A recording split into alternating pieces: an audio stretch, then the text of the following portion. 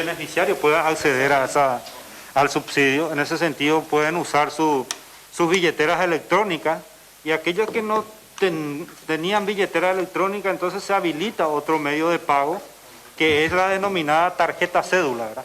O sea que su cédula de identidad del beneficiario podría utilizar para acogerse a ese beneficio.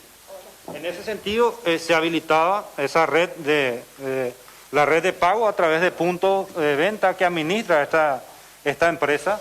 Entonces, nosotros hemos recibido esa información, esa sospecha que tenía esa empresa, porque el punto de venta que ellos han habilitado para ese cobro se utilizaba en horas de la noche. Estaba bien si es que se utilizaba en un horario donde un comercio podía abrir su negocio y podía recibir al beneficiario, ¿verdad? Pero ya llamó rápidamente la atención que estuvieran operando en horas de la noche, y también una cantidad considerable de estar, primero de estar probando, porque había muchos errores en el intento, y dentro de ese intento también habría operaciones que estaba pasando. ¿A qué hora aproximadamente? Esto inició a partir de la medianoche, corriendo la madrugada, o podríamos decir toda la noche, ¿verdad? Eso lo vamos a poder precisar una vez que nosotros hagamos todas las pericias que puedan determinar que el POS se estuvo utilizando de tal hora a tal hora. ¿En una sola noche fue eso? Eso fue en una sola noche. De hecho, que en esa noche nosotros empezamos a trabajar a poder identificar a esas personas, porque existe una trazabilidad que se puede hacer. Primero, ¿quién es el dueño del POS? ¿Quién es el comercio? ¿Quién es el dueño del POS? Ese POS, ¿a qué cuenta? O sea, que los beneficiarios, ¿a qué cuenta bancaria están asociadas? Porque en el momento que yo cobro con mi cédula, eso tiene que asociarse a una cuenta bancaria, y el dinero va a esa cuenta bancaria.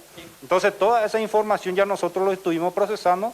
De hecho, identificamos a la persona de esa forma, y también reiterar que ese dinero que se depositó, esa persona no pudo retirar previamente, porque todo lo hizo a la noche, y para la mañana ese dinero ya estaba bloqueado. O sea que podríamos decir que se hizo una reversión de esa operación, porque ellos no pudieron después irse al banco a retirar ese dinero. ¿Cuándo ustedes se percataron del ingreso irregular a este sistema, comisario?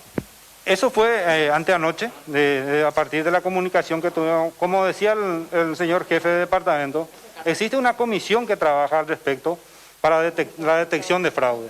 Entonces, en el momento que ellos nos indican que hay una sospecha de todas estas operaciones, ahí empezamos nosotros a trabajar, a hacer lo propio del seguimiento, y realmente confirmamos nosotros esa sospecha, porque era muy evidente, ¿verdad? Utilizar un mismo punto de venta a ciertas horas de la noche y en gran cantidad. Entonces eso ya nos hizo confirmar la sospecha que acá hay alguien que estaba utilizando esta forma de medio de pago para hacerse con el dinero de los beneficiarios. Ahora, ¿cuál era el modo operandi, comisario? Ellos solicitaban la cédula de identidad de las personas, iban con esto, y con esta cédula lo metían al sistema. No, ustedes saben que los beneficiarios de PTU es público, sí, es fuente abierta. Yo puedo acceder a la cantidad de personas con sus datos, con su número de teléfono, con su número de cédula. Esos son fuentes abiertas. Nosotros vamos a determinar realmente cómo hicieron estas personas. Para iniciar la pregunta, para responderle, digo que esos son datos que yo puedo conseguir. ¿Quiénes son los beneficiarios?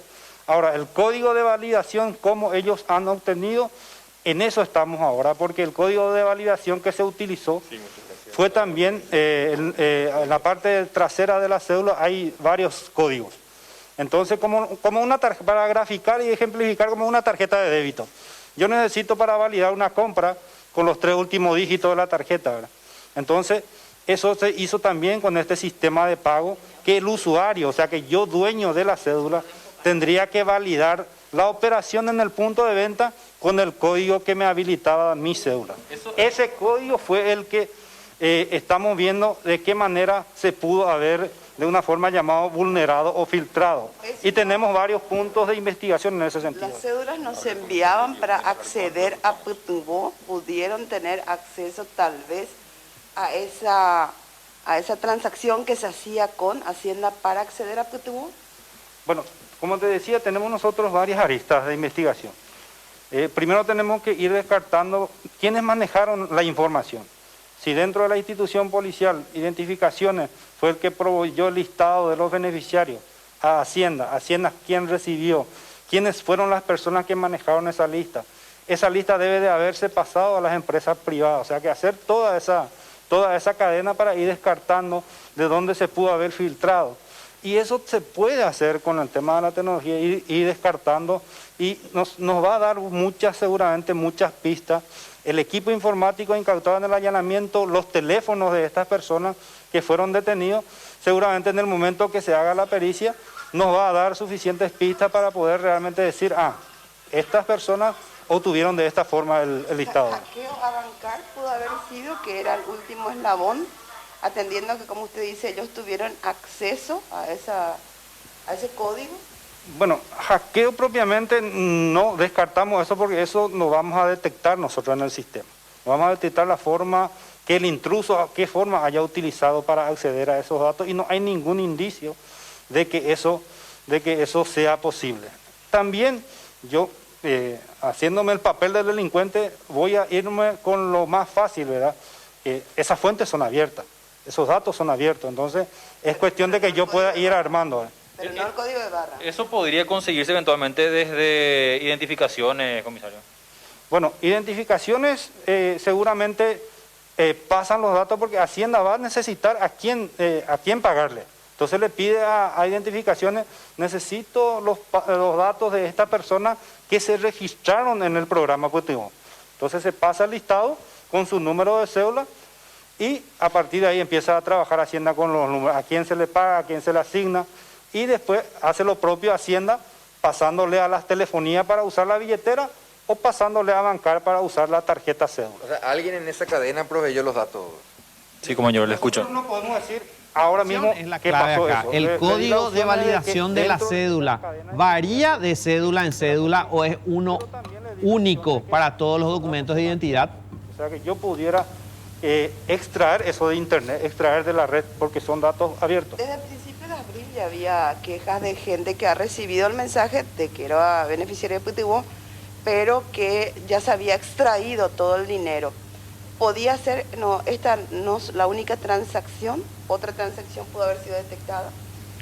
Bueno, de hecho que esto, como fue nuevo y como fue algo que fue repentino y fue rápido la operación, porque la gente necesitaba el dinero, hubo muchos problemas, porque muchos no sabían operar, muchos no tenían billetera, entonces toda esa operación, toda esa transacción, hubo muchos errores. Yo me equivocaba en mi número de cédula o en mi número de teléfono, entonces ya se bloquea de mí el sistema y no pude cobrar, pero eso se subsana día después verificando otra vez. Hubo muchos errores de esa naturaleza, no porque alguien haya cobrado, esa persona no pudo cobrar, pero en el momento de la operación se equivocó. Pero si hay denuncia de que gente ya le dijeron que cobraron con su número de cédula, que se hicieron transacciones en locales comerciales. Bueno, eso es, como te decía, es la sospecha, pero nosotros no tenemos dentro de la mesa de investigación confirmado que eso haya pasado. Ahora sí, con este caso, ¿verdad? Ya confirmado, hay personas detenidas en ese sentido, y reitero, nosotros esto es una investigación que ha iniciado anteanoche. Esto va a seguir porque nosotros tenemos que determinar realmente cómo ha sido toda la modalidad de estos delincuentes, y si hay personas involucradas que realmente le proveyó de información, o si realmente ellos, todavía no descartamos el tema del acceso indebido, si es que hubo un acceso indebido a datos, dónde las hubo, o quiénes son las personas responsables que proveyó esa información. Comisario, ¿ya pudieron contactar con alguna de estas personas propietarias de estas cédulas que eventualmente obviamente iban a cobrar esto? ¿Por qué te pregunto esto? Porque puede que estas personas que incurrieron en esto podrían haber llamado a esta persona y decir, no, yo necesito tu cédula y tu código para cobrar. Podría ser otro modus operandi también. Sí, de hecho que se han detectado esas formas también, pero esos son casos... Pero no en este caso. No casos masivos como este, ¿verdad? Eso pudieron haber sido 5 o 10 casos máximo que una persona pueda caer en esa modalidad, ¿verdad? Esto fue intento masivo. Toda la noche ellos empezaron a pasar con todos los datos que tenían. De hecho que de forma preliminar nosotros tenemos que han intentado 7.000 beneficiarios, ¿verdad? De los cuales solamente tuvieron éxito 700, pero de esas 700, como les decía, esa misma noche se pudo volver a extraer el dinero de la cuenta de esta persona que estaba recibiendo el dinero en ese momento. ¿Quiénes son estos detenidos, comisario? ¿Ellos tienen antecedentes, son funcionarios públicos? Bueno, toda esa información lo estamos nosotros procesando, no son funcionarios públicos, es una persona que tiene negocio instalado a su nombre, es un paraguayo y otro también, un ciudadano peruano, pero ya radicado acá en nuestro país con cédula de identidad paraguaya, ¿verdad? Que estamos nosotros investigando y indagando para establecer también si existe alguna responsabilidad de este ciudadano. Aparte de esas 2 personas detenidas, ¿habrían otras personas responsables también? Por supuesto, yo no voy a estar pasando 7.000 intentos en una noche sin que alguien me ayude. Para mí es imposible que una persona eso haya hecho en una noche. ¿Cuántas horas demoraban en hacer en esas extracciones? Y empezaron, como les decía, antes de la medianoche hasta altas horas de la madrugada. Y después, en ese momento, cuando hubo ya la suficiente sospecha, se le bloquea ya el punto de venta a esta persona. Y el propietario del local también tuvo que haber participado de esto, comisario, porque esa persona no está detenida. El propietario es el que está detenido. Sí, sí. El paraguayo. El paraguayo. Él no tiene antecedentes, comisario. No, que aún no hemos registrado, pero ustedes saben que ahora el flujo de información en las redes sociales, las noticias que ustedes han publicado en los comentarios, que hay gente que tuvieron experiencia con este ciudadano que fueron defraudados en otro tipo de estafa, ¿verdad? O sea que estamos nosotros presumiendo que esta persona pueda haberse dedicado en otro tipo de estafa también. ¿Qué tipo de estafas el que tenía y no tenía denuncia formal policial? Bueno, yo pude leer un comentario bastante extenso de una persona que esta persona se ganó su confianza, obtuvo todos sus datos, sus cédulas, su fotocopia, habilitaron un comercio y después dejó de funcionar el comercio y después esta persona se da cuenta que esta persona sindicada sospechosa ahora había sacado préstamo a su nombre y le llegó solamente ya el extracto, ¿verdad? Entonces, esas cuestiones de denuncia es lo que yo estuve pudiendo percibir. No encontré yo alguna denuncia judicial ni penal al respecto, pero como te decía, eso también nos sirve a nosotros para indagar un poquito más, para buscar un poquito más otros elementos que nos permitan recoger más datos y más indicios en contra de esta persona.